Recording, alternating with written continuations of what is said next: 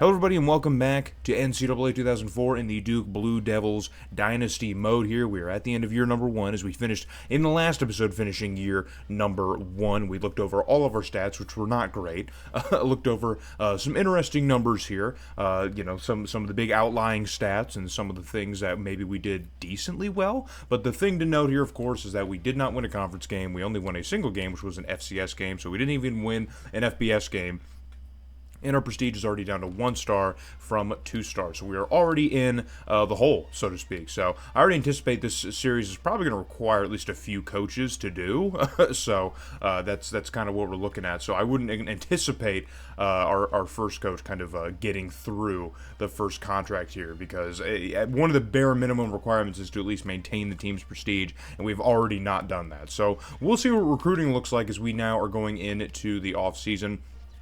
If you're wondering about bowl games and standings, I already recorded those like off camera, so I'll be able to pull from them like stat-wise as we get further into the series here. There's some things to note, I guess. I don't know. Let me know if you guys want to see the rest of the landscape of college football, and I'll tell you. But I have that information now for year number 1 in case you want it. But moving forward, if you want that included in our end-of-year recaps when I'm looking over the stats, you want me to look over all of college football, we can certainly do that. There's no issue there. So but let's get into our off-season scheduling mishaps, and let's look at who is leaving. Now, we already got a pretty good idea when we went over the roster the first time. So it looks like our backfield here, both our running back and fullback, are gone. Not great. You can see the stats up on the right upper right-hand corner of the screen underneath their class and size and whatnot. So not major contributions here, but still, running the football was like the only good thing that we could have done on offense, and now that's pretty much done. We lose a receiver here, some starters on the offensive line, which is kind of brutal, because I think behind all of these guys is just like a bunch of 60s, so we're objectively getting worse at least like 6 or 7 positions on our team right now, which is something we can't afford as a team that's already only won a single game. So that's not great. Okay, yeah. So it's not like a huge class that we lose, actually, all things considered. Like, we actually still have a lot of pieces still on the team, but replacing this many guys, I don't know if we'll even have the points to do it. So I guess we'll go into recruiting now and see what we can do. And I guess the plan for recruiting is probably going to be the same way I do it in all my other series, where I'll pause once I get into the full-on recruiting, and then I'll come back once all 5 weeks have concluded, and then I'll just ramble some more about how it went and how it didn't go. So when we come back, we will hopefully have some better information and maybe even a better team, but I strongly doubt it. We actually might even have some walk-ons, but I'm going to try to avoid that, so let's see. All right, everyone, I am now back. And all I can say is Rome was not built in a day. Let's just start there.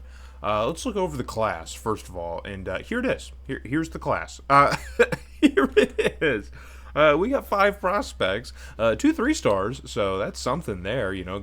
Needed to replace a lot on the offensive line, so we basically rebuilt the O-line and added a new running back. But outside of that, that's really it. And considering what the team needed, we obviously needed more than this. We needed help on defense. There was a couple of defensive positions that needed to be rebuilt, like safety and linebacker. And then, on offense, we also needed more than just the single running back. We also needed a fullback as well, and didn't get it. So this is all we could get. This is all I could muster here. So we'll look at the current targets here, and I'll show you guys just kind of how bad things got, how haywire things got. So this 4-star running back was like interested in us, and I threw some points at him, and he was trending, like the bar was completely filled and everything, but I couldn't land down his interest recruiting wise before he just committed. So by like week 3, he just went to Eastern Carolina, which I think was always his first choice, because we couldn't sway his interest away from ECU. So, and then this 3-star tackle, I think I threw points at in the last like week or so, because he was kind of interested, and he just ended up going to Clemson. This kicker was fully in on us the entire recruiting cycle. I found his thing, like all 5 weeks I had this dude recruited, his bar was completely full, I was hitting the thing that he wanted, and then he just flipped to Southern Miss at the very end. He just flipped. And then this linebacker, I don't know if we were ever really in. I think he was another prospect I just threw points at the end, and he just ended up going to South Carolina. And then, fullback was another situation. What else? Down here, yeah, we lost a few guys to Wake Forest. This was another linebacker. He was one of the only, that was the other big thing. We only had 2 interested prospects in Duke. Okay, so like in the interested prospect screen, there was only 2, and it was that tackle that I got, and this linebacker, Devin Durham. These were the only 2 guys that wanted to come to Duke, and he ended up going to Wake Forest. And then I found this quarterback, this one-star quarterback who also was interested in coming to Duke, and I tried to grab him, and of course he went to Wake Forest. So yeah, we lost a couple guys there, but not a lot of serious guys. There's only like 1 or 2 prospects that I was like really in on and like targeting that ended up flipping somewhere else. So can't be super shocked about that. But I guess in top 25 recruiting, I don't think it really matters since we're not going to be anywhere close to that. So we're going to flip through and see where we're at. I'm just going to hold down the down button on the D-pad and see if I can find us, because we're probably going to be outside of the 110, I would imagine. Yes, we are. Okay, so we are not the worst. Army's the only school that had a worse recruiting class, and they were even better than we were at 4 and 9. So, yeah, so we're here at 116, the second to last recruiting class. So, like I said, Rome was not building a day. We got a lot of work to do. So, Army only brings in 3 guys. We bring in the second fewest at 5. BYU is also down here at 2 and 10. So, I'm going to keep an eye on the bad teams that are down here with us and see exactly, because we might be really targeting.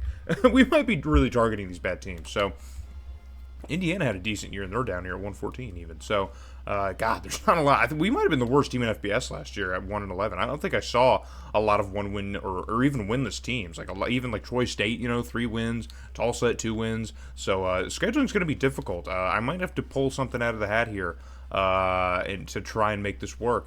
That I don't want to make work, because it's going to be embarrassing to do that. But that's how recruiting's shaped up here. So now we're going to finalize recruiting and get into the training results. Hopefully the people who are still on the team get a little bit better, but we'll cut back in when we see our training results. All right, now let's see exactly what the team looks like now. So we have a breakthrough to start things off here. Our sophomore left outside linebackers up to a 69. We have a right outside linebacker, also a breakthrough up to a 67. And one more breakthrough here from our right guard up to a 62. Ugh. Oh, man. Not great. So we have some moderate growth still here from one of our cornerbacks and our free safety. So we got 2 75s now, and these guys are both seniors, of course. The strong safety that was left on the roster is up to a 64. We have another 61 free safety. So it looks like our free safeties at least, are going to be pretty decent for the most part here. Okay, it's starting to trend down a little bit. We have some 70s. This is kind of how I get like a rough idea of like what the roster is going to look like before we get into like the depth chart and like cutting. I don't think we'll have to cut anybody on the roster for the most part. I think we will probably be able. How is he most improved? Oh, 18 points. Oh my goodness, 18 points. Oh my goodness, so the game is really throwing us a freaking bone here. Apparently, the game is throwing us a bone. Interesting. Okay, sure. We'll happily take that, I guess. It like glitched the game. It only said 2 overall points. That's very odd. Okay. So we still have a lot of 50s on the team here. Yeah, there's a lot of seniors, man. This might be our last real chance. If we don't win like 4 games, I don't know how it gets fixed. This is a really interesting spot to be in. But we're gonna look at cutting players and see if there's even players that need to be cut. I don't think we have. Yeah, we're only at 48, so I'm not going to cut anybody. We're just going to skip on past, go to our depth chart, and really get a good look at exactly what this team is going to look like. I'm kind of scared. Not kind of. I am scared. Because, but there's a lot of 70s right here, as you can see, it lists behind the cutting players screen. So maybe the team is shockingly better than we think, or than I think, but we'll get to that in a second on the depth chart screen. All right, so let's look at the damage now. So our starting quarterback is a senior up to a 65 overall, so not a ton there to really to be happy about at all. But that is going to be our starting quarterback situation. All 3 of our quarterbacks are seniors, so regardless, we're going to need a quarterback after this season concludes. And I do not have the utmost confidence that we'll be able to get one, or multiple. We're probably going to need at least 2, and I don't know if we'll be able to do that. So one of our new recruits here, Benny Singleton, is going to be our starting running back at a 67 overall. He's not really all that fast compared to Ryan Gallagher, who's a freshman behind him, at an 80 overall. And then we have a receiver. One of our receivers is our 3rd listed running back. We do have another one. He's just not as good, I guess, as his wide receiver, so interesting to note. So we do have one fullback on the roster here, and gave us a walk-on. Johnny Davis, who's a 55, which is on par with the rest of this team, so can't be shocked there. And then receiving core. So We have a 73 overall senior still on the roster here, 69 overall senior, and a 65 overall senior. So the receiving corps is also going to need to be completely rebuilt after this season, which again I don't know if we'll be able to do. I don't, because now. Year one was a great year where, we only needed a few players to plug in and we could still run it. But after the second season, this team's going to be decimated. There's just not enough points to replace those people. There just isn't. We have a junior tight end at 65 and a senior behind him at 61. Our left tackle is a 73 overall and a junior, so we were okay with that. Jonathan Juno is going to be our starting left guard as a freshman. He's a 64. Our starting center is a transfer, Chris Roundtree. He's going to be our starting center at 67, so one of the better recruits we brought in. Our right guard's up to 62, which matches the person behind him, so not much there to do on the right side. And then right tackle is Tony Darnell, one of our new recruits as well, at 62. So the right side of our O-line still leaves a lot to be desired, but the left side should at least hold up a little bit better maybe.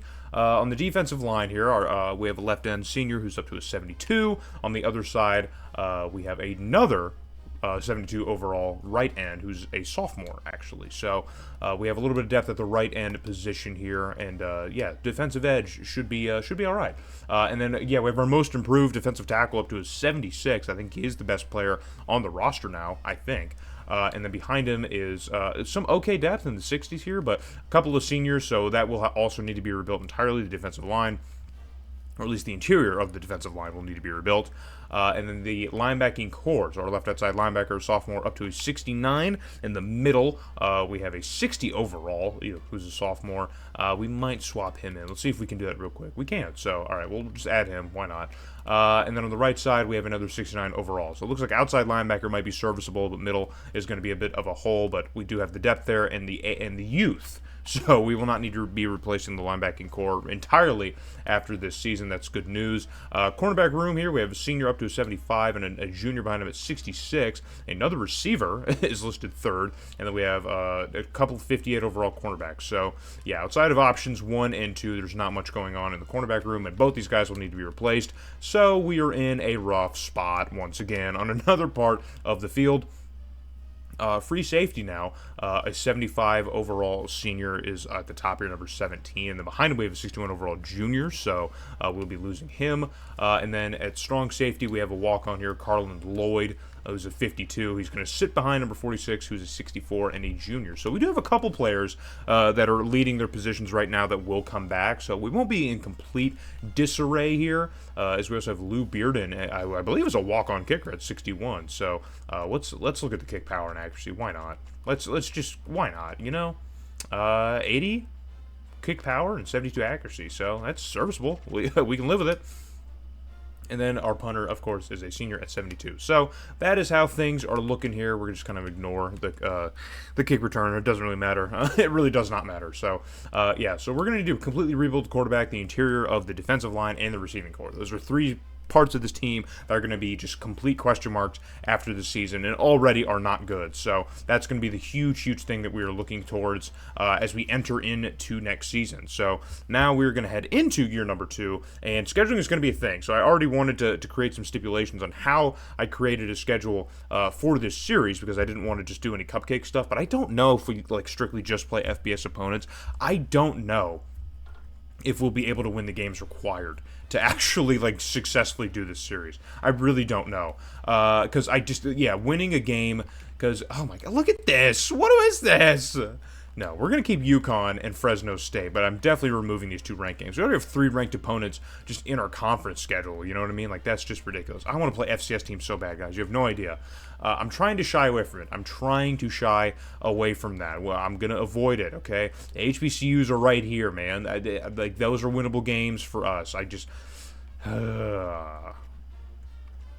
Would you guys be mad at me? Would you be mad?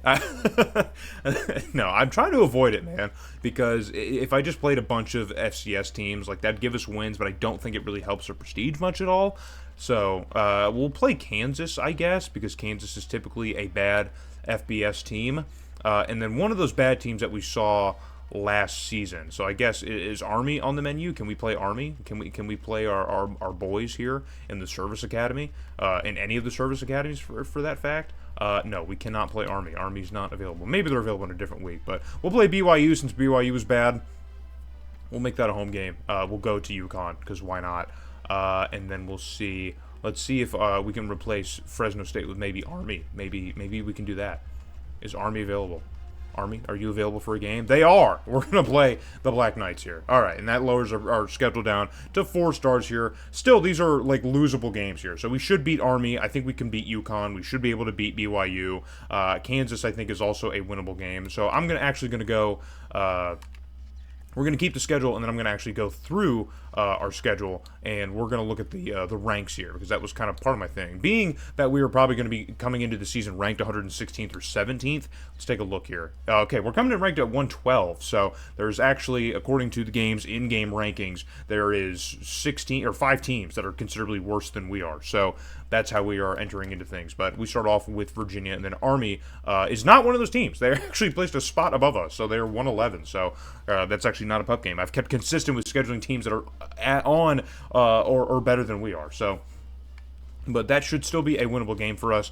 Kansas comes to this one ranked 67, so Kansas is actually a decent team. We're probably going to lose that game. We have Florida State, of course. UConn is 74, so this is also a losable game. I thought we might be able to beat UConn, which does not look like we will. And then Maryland, of course, and Wake Forest, NC State, and then BYU is coming in ranked at 104. So even BYU got a little bit of help recruiting-wise and has boosted them inside the bottom, or outside of the bottom 10 of college football. So that could also be a losable game. So who knows what will happen. And Georgia Tech, Clemson, and then, of course, our rivalry with North Carolina. So we might get fired after the season. We'll keep our peepers on that, but it's going to be a brutal season nonetheless. So I'm just going to run the sim here, and then we're going to see what happens. I'll chime back in at the end of the year. Guys, the only thing that's important right now, okay, is not the 2 next to the 10. It's the 1 next to the 7, okay? I had a commenter talk about winning a conference game as being a major milestone in the first contract, and I agree. I agree. I think the game obviously expects more, but I think winning a conference game is already more than we can say for like most of the Duke coaches around this era who struggled so much to do it. So we managed to win one, and wait till you see who it is. So we opened up the season losing to Virginia, who had a pretty decent year. We did lose to Army, which is annoying, but they did have a better season than we did, so maybe that's par for the course. Kansas ended up eating our lunch a little bit as well. Florida State, of course, beating us, having a good year. UConn apparently was goated this year. Apparently this was UConn's year. Who knew that this was UConn's year? But they absolutely trounced us here en route to an 11-1 season. I don't even know who UConn could have lost to. But Maryland ends up beating us too. They were ranked, but they finished the year unranked. Wake Forest also had a decent year and beat us. NC State, of course, beat us as well. All of our in-state rivals just eating our lunch.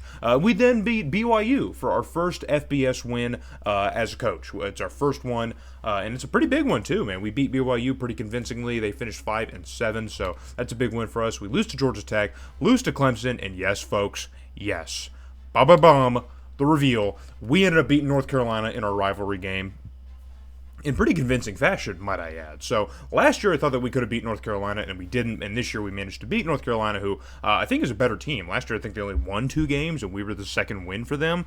This year the shoes flipped. We only win 2 games, and our second win is now the Tar Heels. So we ended up beating North Carolina, who finished 4-8, of course. So obviously that's not going to get us anywhere, and now we're going to get through the final weeks of the season, simulate through all the bowls and whatnot. I meant to do that before. I forgot to do it, okay? Just don't yell at me. But we're going to get through all the bowl and conference championship stuff and see if we even still have a job. But here is a look at the Heisman, and maybe that's why. Maybe UConn had their Heisman running back who received some votes here. Maybe that's why they were so goated this year. I don't understand. Maybe that's what it was. So we'll get through all the bowl games now, and then we'll get to the end of our season and look over the stats. This is a joke. This is an actual joke. This is not real. Oh my God. We got kicked out of the ACC in favor of UConn. Oh my God. Guys, I didn't even know this was possible in this game. We got Duke removed from the ACC. Oh my God. All right. Do we still have a job? Yes, we do. So, we're now independent. Oh my god! Oh my god! I didn't know that could happen in this game. I knew you could join conferences. I didn't think they'd kick you out. So we are no longer in the ACC. We are now just independent. Oh my god. UConn is now in the ACC, which is even crazier. Oh my goodness. All right, let's just try and look at the stats, I guess. Sure, why not? So, number 16, bad. It's bad. Running back, that's better than last year, so thanks to Benny Singleton for having like a decent season for us running the football. Receiving wise, 2 receivers over 800 yards, which isn't bad, but still, the touchdown numbers, why are they so low? We had, what is this? I mean, yeah, that's 7. All 7 touchdowns right here. Receiving touchdowns. That's got to be worse than all of FBS. It just has to be. Blocking wise, okay, so our transfer here, 9 sacks isn't great. He led the team in sacks allowed, but also led the team in pancakes. So 2 true outcomes here with this guy. Everyone else did decently well. It's not terrible. I think you take that. In most seasons, you'll take that. Defensively here, I can't remember. I think that he was also the tackle leader last year, number 13. I think he was. It might have been 22.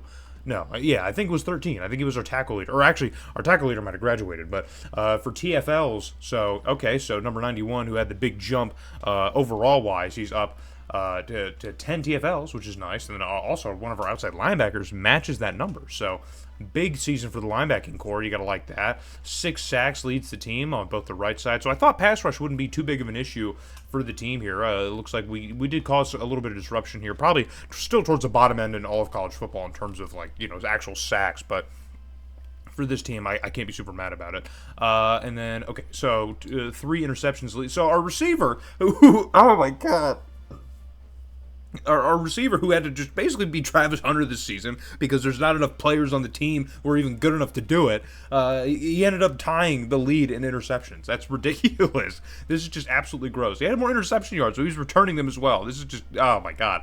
Everything about this is awful. And then, of course, our walk-on kicker here with a 57% kicking percentage. I don't know if there's many games that would have been decided off of his leg to where that matters, but it's just something to note, I guess. And then we'll look at the stat rankings, I guess, before we get on out of here. So, yeah, there you see our offense here is in the bottom of college football. It could still be worse. It definitely could still be worse. And then passing-wise, and even rushing, we were inside the top 100, so I guess that's decent enough, I guess. We weren't scoring a lot at all, and that's kind of the big thing here. And, of course, passing touchdowns is a problem, but rushing TDs was up a little bit here. First downs, yeah, really not good. So anything that's outside of 100 here is really, really bad. So yeah, we were not getting in the red zone either here. Really not getting in the red zone at all. Scoring percentage was really high when we did get in, but we just never got in. Defensively, things are kind of all over the place. I think defensively we were a little bit better last year than we were this year. But it's still kind of a, I don't know, kind of a wash. Not a great spot. So we finished 70th in sacks, which is, I'll take that. I will happily take that. Interceptions, we were 42nd. So I think it was the thing last year, too. We were kind of generating a good bit of turnovers, I think. But defensively on the red zone, we were a little bit better. Remember, last year was a lot worse defensively in the red zone, so we were a little bit better there. Efficiency, yeah. It is what it is. How about that? We'll just start hitting it with the it is what it is. So it's kind of similar to last year where, you know, the attempts and the conversions were kind of up there a little bit, but then the percentage is just really bad. It's just kind of weird how you extrapolate the data, I guess. And then turnovers. So we didn't generate a lot of turnovers. We did fumble a lot, which is not great. Considering how low the production was from our run game, that's not, like, great to fumble that much. Yeah, but only 57 to giveaway, so we'll take that. Yeah, we did not get a lot of fumbles, man. We did not. So we fumbled a lot. It's only 10 versus 4, but still, you know, the ranking is really what looks a lot more glaring. So we finished with the -4 turnover differential, which is 73rd, which, you know, I'll take it. I don't know. I just want stuff that's outside of 100 or even closer to 50 than 100. You know, that's what we're looking at. So, but that is where things land. And guys, we're independent now. So, yeah. Oh, I guess I'll show you guys the national champion maybe. It's already flashed on the screen. Yeah, Oklahoma, I guess. Oklahoma's probably it, but we'll look and see who it is real quick. Scroll all the way down. There we go. Yeah, so Oklahoma beats Oregon State. Kind of an interesting Orange Bowl, but we'll take that. So Oklahoma is your national champion. Remember, Colorado State won it last season. I think we saw them up here. They didn't have that good of a season, did they? If we're looking up here, yeah, 11-2. You know, they finished 13th, so still, which is bizarre. Reigning national champion loses 2 games and is outside of the top 10. I don't know about that one, but regardless, we're independent now. So yeah, we're independent. So that's going to be something that we're going to have to navigate here now moving forward as we are now without a conference. We were just traveling. I wonder if we'll be allowed to join a G5 conference. Like, do you think maybe, or maybe the Big East will let us in? I don't know, because I think in this game, I thought the way that it works is each team has like a programmed like conference path. So like, you know, like if you're in the MAC, you'll only go to the Big Ten. Like the SEC will not offer you or nothing. Like it's just the Big Ten. Or if you're in like the Sun Belt, like you know what I mean. Like you can only go up to like you know what I'm saying. Like I think that's how it goes. But maybe we'll find out. I didn't even know you could get kicked out of your conference. So maybe we'll get offered by the Big East. Maybe a smaller conference like Conference USA. I don't know. I really do not know. But it's a journey we're going to take together, and we still somehow have a job, so we'll go with that. Remember, we are losing our entire quarterback room. Our receiving core is essentially gone after the season 2, and our interior defensive line is also kind of gone, as well as our top 2 cornerbacks. So there's a lot of work that's going to need to be done in recruiting. We did win an extra game here, but our prestige is still the exact same, so I don't know if we'll get any more help. We only had like 90 points of recruiting last season, and I think it's probably going to be about the same, if not worse, this year. So, yeah, that's something to keep a note on as we head into the offseason. We'll probably be fielding a lot of walk-ons next year, and it's going to be a rough next couple of seasons. So, but we did win 2 games, and we did win an ACC game. It didn't matter because we still got booted out, but that's the way the cookie crumbles. So, in the next video, we're going to be getting into the offseason and covering year number 3. Thank you guys so much for watching. Rambling on a little bit long here, but hopefully you guys do not mind. I hope to see you guys in the next one.